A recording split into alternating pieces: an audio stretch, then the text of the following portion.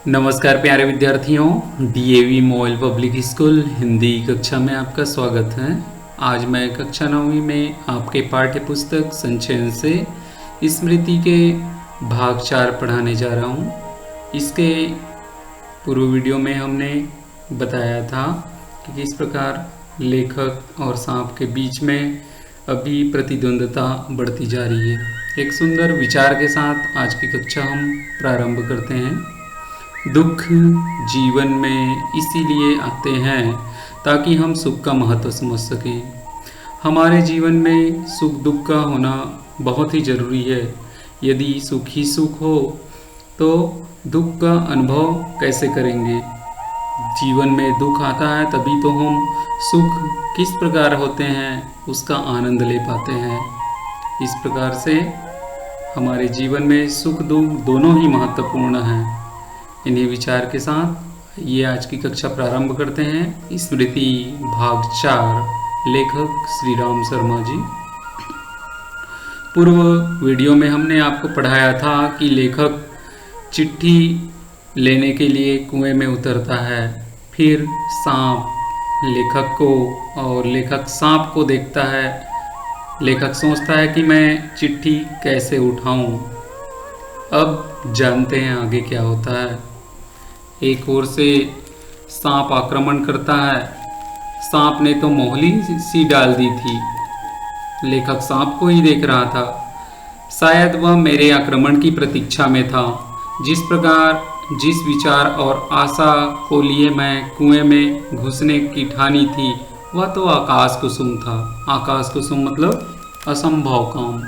असंभव काम क्या कि सांप है वहाँ से उठा के चिट्ठी उठाकर निकल जाना।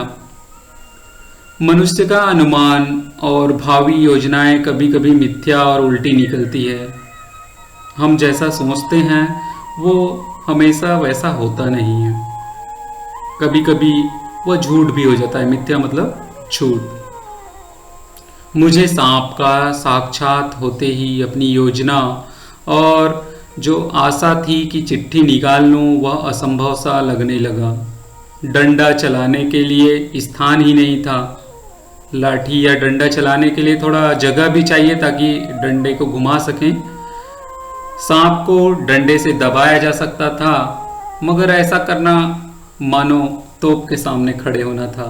तोप के सामने जैसे खड़े हो जाएं और हम उसके यदि चल जाए तो चिथड़े चिथड़े हो जाते, वैसी स्थिति सांप के पास कुएं में जाने से मुझे प्रतीत होने लगा।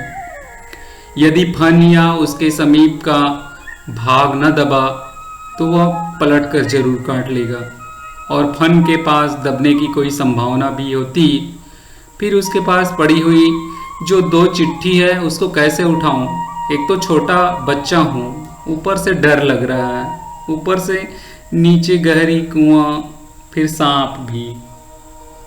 2 चिट्ठियां उसके पास सटी हुई पड़ी थी और एक मेरी ओर थी। मैं तो चिट्ठियां लेने ही उतरा था। हम दोनों अपने अपने पैतरों पर डटे हुए थे। अपने अपने पैतरे के हिसाब से वो मुझको देख रहा था काटने के लिए और मैं चिट्ठी उठाने के लिए सांप को मार दूं करके। उस आसन पर खड़े खड़े मुझे 4-5 मिनट हो गए।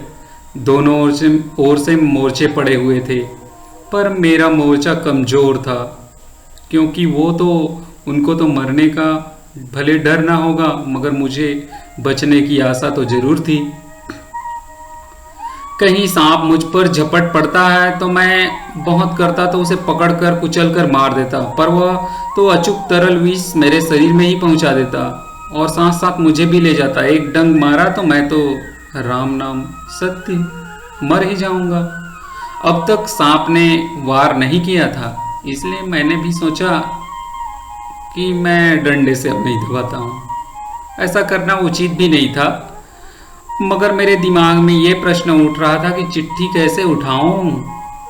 बस एक सूरत थी, एक ही वहां पर उपाय सूझ रहा था कि डंडे से सांप की ओर से चिट्ठी को सरका लूं।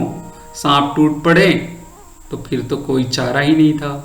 कुर्ता था और कोई कपड़ा न था जिससे सांप के मुंह को ढक लूं और फन को पकड़ लूं। सोचो, यदि आप कुएं में होते तो क्या ऐसा कर लेते? मारना या बिल्कुल छेड़खानी न करना, ये दो मार्ग बचा हुआ था मेरे पास। सो पहला मेरी शक्ति के बाहर था कि सांप को मार लूं। बाध्य होकर दूसरा मार्ग का अवलंबन करना पड़ा कि उनको नहीं छेड़ता हूं। ऐसा लेखक सोचने लगे।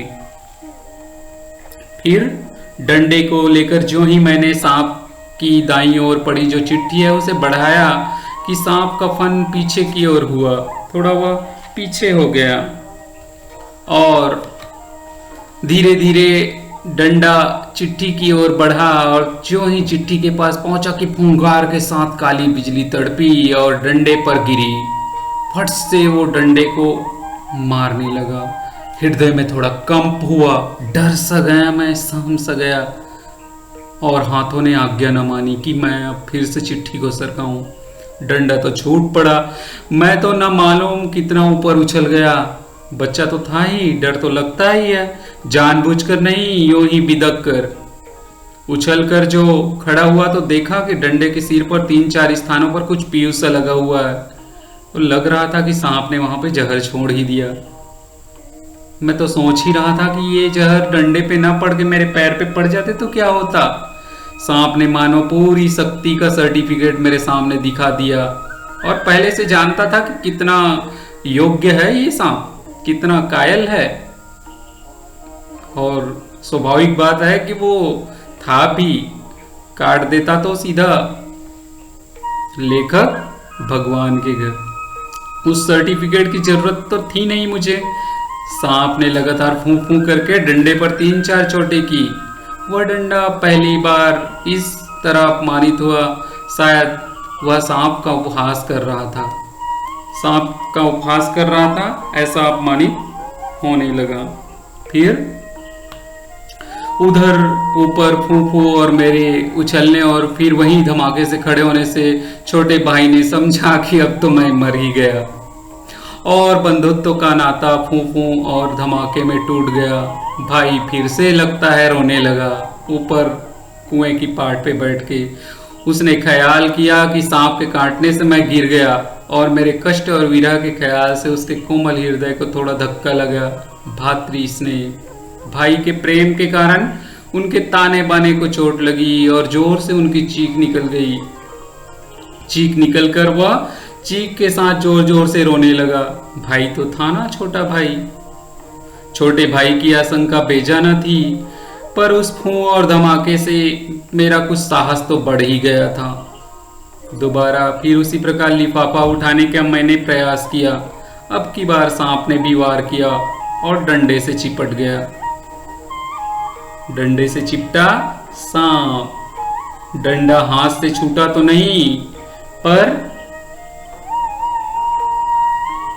क्या हुआ? पर जब डंडे हाथ से नहीं छूटे, सांप लिपटा रहा, तो मुझ में और थोड़ी सी हिम्मत आने लगी। मगर सांप भी तो बचने का प्रयास कर ही रहे थे। उनको भी अपनी जान की चिंता थी और मेरे को तो सबसे ज्यादा चिट्ठी उठाने की। कोमल मन होते हैं बच्चों के, जो जिस चीज को उसका पूरा पूरा ध्यान होता है सिर्फ उसी पे ही वो आकर्षित होते हैं और उस काम को करते हैं। इस प्रकार डंडा हाथ से छूटा तो नहीं, पर झिझक, सहम अथवा आतंक से अपनी ओर खींच गया और गुंजक मालते हुए थोड़े से मेरे हाथों से वह सांप छू गया। फिर थोड़ी सी गुजगुजी लगी मेरे को। आगे की कहानी फिर अगले वीडियो में आपको मैं बताऊंगा कि गुजगुजी लगने के बाद लेखक को कैसे प्रतीत हुआ। अब अपनी अभ्यास पुस्तिका निकाल कर बच्चों इन प्रश्नों के उत्तर लिखेंगे। जब तक सांप ने वार नहीं किया था तब तक लेखक ने क्या सोचा? डंडे लेकर लेखक चिट्ठी उठाने का प्रयास किया तो सांप की क्या प्रतिक्रिया हुई? और ये महत्वपूर्ण है कि मुसीबत के समय हमें नहीं घबराना चाहिए। इस कथन पर अपने विचार स्पष्ट कीजिए। आज के लिए बस इतना ही। बहुत बहुत धन्यवाद।